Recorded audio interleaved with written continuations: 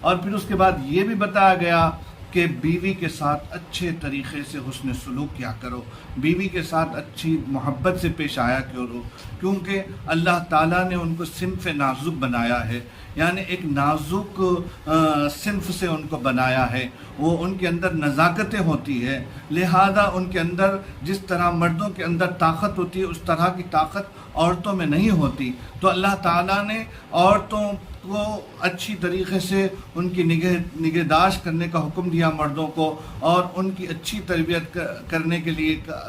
کہا گیا، اور ان کے ساتھ اچھا رویہ اختیار کرنے کے لیے کہا گیا، ان کے ساتھ محبت کرنے کے لیے کہا گیا، اور یہاں تک کہ آپ صلی اللہ تعالیٰ علیہ وسلم کی زندگی مبارک کو، حیات طیبہ کو جب ہم دیکھتے ہیں تو ہمیں معلوم ہوتا ہے کس طرح ہمارے آقا حضور تاجدار مدینہ صلی اللہ علیہ وسلم اپنی ازواج مطہرات سے محبت فرمایا کرتے تھے، اور یہاں تک کہ کبھی کبھار حضور پاک صلی اللہ علیہ وسلم سے ازواج مطہرات ناراض ہوتی کسی بات میں تو حضور صلی اللہ علیہ وسلم ان کو منوایا بھی کرتے تھے، اور ان کی دل جوئی کے لیے حضور پاک صلی اللہ علیہ وسلم بعض اوقات اپنے آپ کو بچھا دیا کرتے تھے۔ اس طرح حضور پاک صلی اللہ علیہ وسلم اپنی ازواج مطہرات کا خیال کرتے۔ بعض روایتوں میں آتا ہے کہ حضور کریم صلی اللہ علیہ وسلم گھر کے کاموں میں اپنے ازواج مطہرات کا ہاتھ بھی بٹوایا کرتے تھے، یہاں تک کہ گھر کا کام جو بھی ہوتا تو حضور کریم صلی اللہ علیہ وسلم تنہا انہیں چھوڑ دیا نہیں کرتے کہ وہ کر لیں، وہ عورتوں کا کام ہے،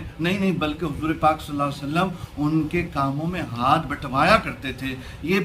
پیارے حبیب پاک صلی اللہ علیہ وسلم کے پیارے اخلاق تھے۔ تو معزز سامعین، آج ہمارے پاس کیا ہے؟ ارے وہ عورتوں کا کام ہے، ہم کیوں کریں بھائی؟ لہذا اس طرح ہم جو ہے سو عورتوں پر بوجھ ڈال دیتے ہیں، تو لہذا عورتوں کو وہ صنف نازک ہے، ان کا خیال کریں، ان کے بہرحال لباس کا خیال کریں، اور جس گھرانے سے وہ آئی ہے، جس طرح وہ کھایا کرتی تھی، جس جگہ سے وہ آئی ہے، تو لہذا ان کو وہ تمام فیسلٹیز، وہ تمام سہولیتیں ہم مہیا کریں، یہ اس طرح کا حق ادا کریں، تو یقین مانیے کہ وہ سکون سے رہے گی، اور جب وہ سکون سے رہے گی تو آپ کی زندگی میں سکون پیدا ہوگا۔ اور رہی بات یہ ہے کہ عورت کو بھی چاہیے کہ مرد کے بغیر اجازت کوئی کام ایسا نہ کرے، اور پھر جو بھی کام کریں، باہر بھی جائیں تو مرد کی اجازت سے جائیں، اور بتایا جاتا ہے جو خاتون بغیر اجازت کے شوہر کے گھر سے باہر نکلتی ہے تو لہذا شیطان کی نظریں اس پر گڑ جاتی ہیں،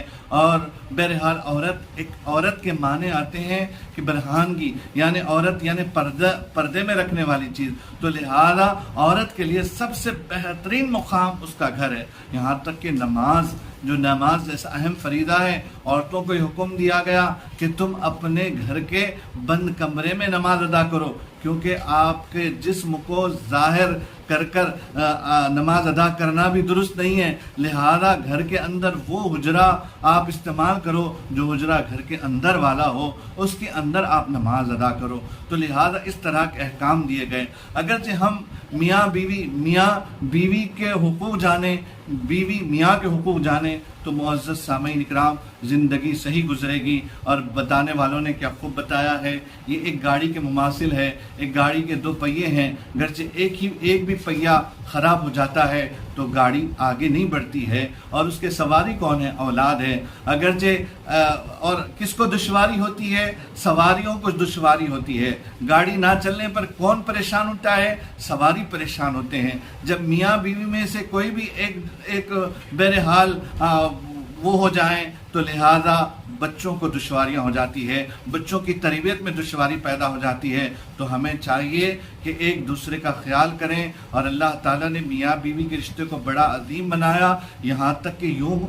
فرمانے رب العالمین ہے، ہنہ لباس لکم وانتم لباس لہن، وہ تمہارا لباس ہے، ان کے تم لباس ہو، یعنی لباس یعنی تم اس کے ہر چیز کا خیال کرو۔ لباس کیا کرتا ہے؟ ہماری عزت کا خیال کرتا ہے، ہمارے تن کو ڈھانپتا ہے، ہمارے جسم کو ڈھانپتا ہے، اسی طرح عورت کو ہم اتنا خیال کریں کہ اس کی عزت کا خیال کریں، اور اس کے ہر چیز کا، اس کے سکون کا، اس کے رہن سہن کا، اس کے رہنے کے لیے گھر کا، اور اس کے استعمال کی چیزوں کا مرد کو چاہیے کہ وہ خیال کرے، اور اسی طرح عورت کو بھی چاہیے کہ اپنے شوہر کی ہر ضروریات کا، تاکہ جب تھک کر گھر کو آ جائیں تو تو اس کو سکون مل جائیں، اس کو اطمینان مل جائیں، وہ بھی ایک قسم کی عبادت میں شمار کیا جاتا ہے۔ تو معزز سامعین، کیونکہ آج ہم ماحول دیکھتے ہیں کہ بہت سارے مسائل یہاں تک کہ میاں بیوی کے بارے میں سننے میں آتے ہیں، دارالافتاء میں زیادہ فتوے میاں بیوی کے چھوڑنے چھڑانے کے معاملے نظر آتے ہیں۔ جب مسائل علماء کے پاس آتے ہیں تو سب سے زیادہ مسائل چھوڑنے چھڑانے کے آتے ہیں۔ وجہ کیا ہے؟ وجہ اسلام سے دوری ہے۔ وجہ کیا ہے؟ دین سے دوری ہے۔ وجہ کیا ہے؟ ہم نے دین کو نہیں جانا، ہم نے اسلام کو نہیں جانا، حقوق اسلام کو نہیں سمجھا، جس کی وجہ سے آج یہ معاملات ہوتے ہیں۔ ہم اللہ تبارک و تعالیٰ سے دعا کرتے ہیں، اللہ تعالیٰ میاں بیوی کو ایک دوسرے کے حقوق سمجھنے کی توفیق عطا فرمائے، آپس میں محبت نصیب فرمائے۔ جزاک اللہ خیرا۔